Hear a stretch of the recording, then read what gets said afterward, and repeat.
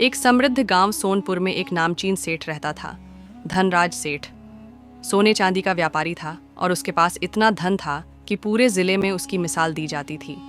उसकी हवेली पत्थरों से बनी एक महल जैसी थी, जिसके बाहर 2 ऊंट हमेशा खड़े रहते थे और अंदर खूब आलीशान थी।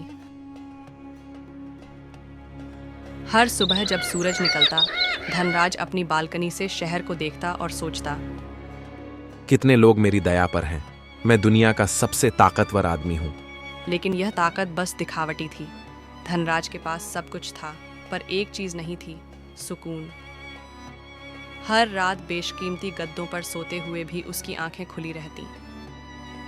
उसके पास खाने को 100 पकवान होते, पर उसका मन कभी तृप्त नहीं होता। उसकी पत्नी सावित्री एक धार्मिक और सौम्य स्त्री थी। वो अक्सर मंदिर जाती और गरीबों को भोजन बांटती।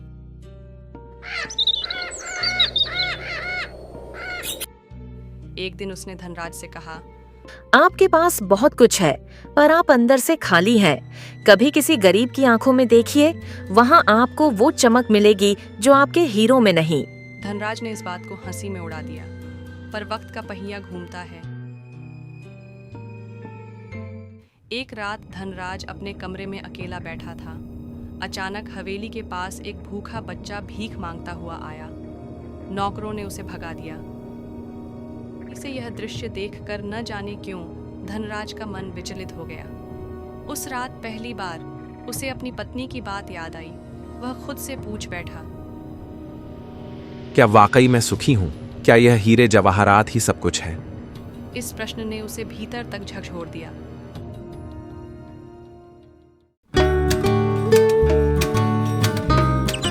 कई दिन बीत गए, पर वह बेचैनी नहीं गई। एक दिन गांव में चर्चा चली कि एक सिद्ध संत स्वामी आत्मबोध पास के जंगल में एकांत साधना कर रहे हैं। लोग कहते थे कि जो भी उनके पास 3 दिन रह लेता है, उसे जीवन का सार मिल जाता है। धनराज ने उसी समय निर्णय लिया, मैं अब सच को खोजने निकलूंगा।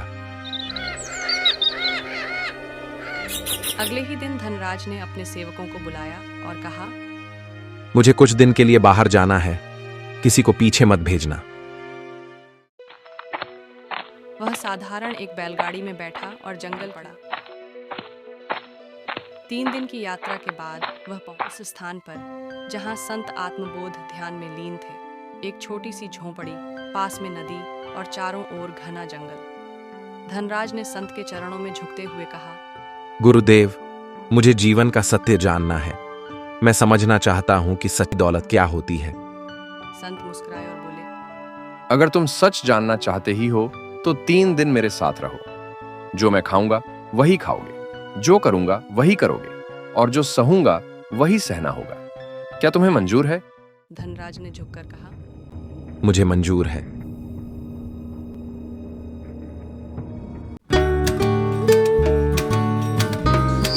सुबह संत ने केवल सूखे बेर और एक मिट्टी के बर्तन में पानी दिया। धनराज को घिन आई, पर उसने मजबूरी में खा लिया। संत बोले, तृप्ति स्वाद से नहीं, मन से आती है। इसके बाद वे दोनों जंगल में लकड़ियां बटोरने निकले। पसीने से लथपथ सेठ, जिसके हाथ कभी झाड़ू भी नहीं छुए थे, अब कांटे चुन रहा था। रात को बिना पंखे, बिना बिस्तर और मच्छरों के बीच धनराज सोने की कोशिश करता रहा, पर नींद नहीं आई। सुबह जैसे ही सूरज की किरणें झोंपड़ी में पड़ी, धनराज की आंख खुली। उसकी पीठ में दर्द था, लेकिन संत आत्मबोध पहले ही जाग चुके थे और ध्यान में लीन थे। धनराज ने सोचा, कैसे ये लोग इतनी कम चीजों में इतने संतुष्ट रहते हैं। थोड़ी देर बाद संत ने कहा, आज का दिन सेवा का दिन है, चलो गांव चलते हैं। धनराज ने पूछा, सेवा? किसकी सेवा? मैं तो सत्य की खोज में आया हूँ, और अब ये सेवा किसकी करनी पड़ेगी? संत बोले, सत्य सेवा में छिपा है। चलो, आज तुम दूसरों की थाली भरोगे, तब समझ पाओगे खुद की भूख कैसी होती है। वे दोनों पास के एक आदिवासी गांव पहुंचे। वहां झोपड़ियों की कतारें थीं, फूस की छत, टूटी दीवारें और बच्चों की सूनी आंखें। एक वृद्धा झोपड़ी के बाहर बैठी कांप रही थी। उसके पास न लकड़ी थी न खाना।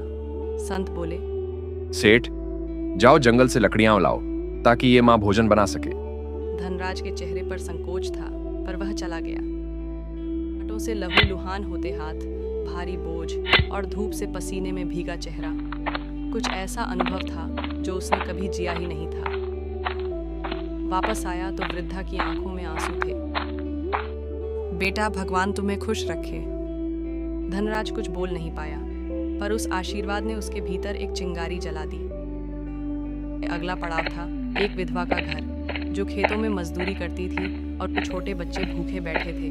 संत ने धनराज से कहा, आज तुम इनके लिए खाना बनाओ, जो तुम खुद खाते हो वो नहीं, जो इनके पास है उसी से, और स्वादिष्ट। धान, थोड़ी दाल और 2 आलू, यही था। धनराज ने पहली बार चूल्हे पर रोटियां सेंकी। उसका माथा पसीने से भीग गया था, पर जब बच्चों ने खाना खाकर मुस्कुराया, उस मुस्कान में ऐसा सुकून था जो धनराज ने अपने जीवन में कभी नहीं महसूस किया था। शाम को संत ने कहा, आज तुमने थाली नहीं भरी, दिल भरा है।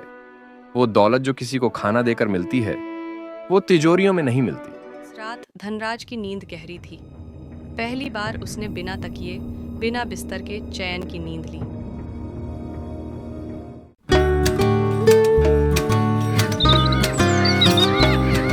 तीसरे दिन संत उसे एक नदी किनारे ले गए, जहां कुछ अनाथ बच्चे खेल रहे थे।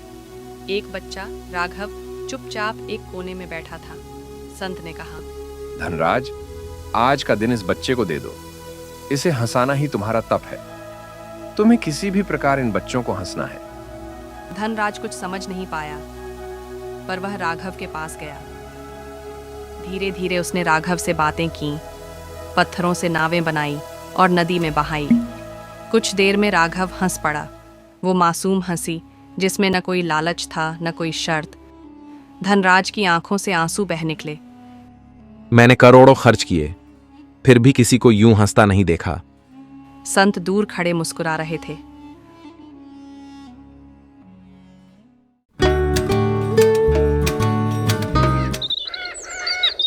तीन दिन पूरे होने पर संत ने धनराज से पूछा, अब बताओ सेठ, क्या तुमने सच्ची दौलत पाई? धनराज ने उनकी आंखों में देखा और कहा, हाँ गुरुदेव, पहले मैं लोगों से दूर था, अब उनके साथ हूं। पहले मैं चीजें इकट्ठा करता था, अब रिश्ते कमाता हूं। मैंने सोचा था दौलत तिजोरी में है, पर वो तो किसी की झोपड़ी में मुस्कान बनकर बैठी थी। संत ने कहा, धन कभी स्थायी नहीं होता, पर दान स्थायी प्रभाव छोड़ता है। सेवा वो बीज है जो आत्मा को खिला देता है, और प्रेम वो तो सृष्टि का सार है। धनराज गांव लौट आया, पर अब वह पहले जैसा नहीं था। उसने अपने नौकरों को आदेश दिया कि हवेली के बाहर हर दिन भूखों के लिए भोजन बांटा जाए। हर महीने गांव के गरीब बच्चों की पढ़ाई का खर्च उठाने लगा। उसकी हवेली में अब पंडाल लगता, जिसमें गरीबों के लिए कपड़े, दवाइयाँ और किताबें दी जाती। वह अब सेठ नहीं था, वह धर्मराज बन चुका था, गांव के हर दिल का राजा। धनराज अब समझ चुका था कि सच्ची दौलत वो नहीं जो हम जोड़ते हैं, बल्कि वो होती है जो हम बांटते हैं।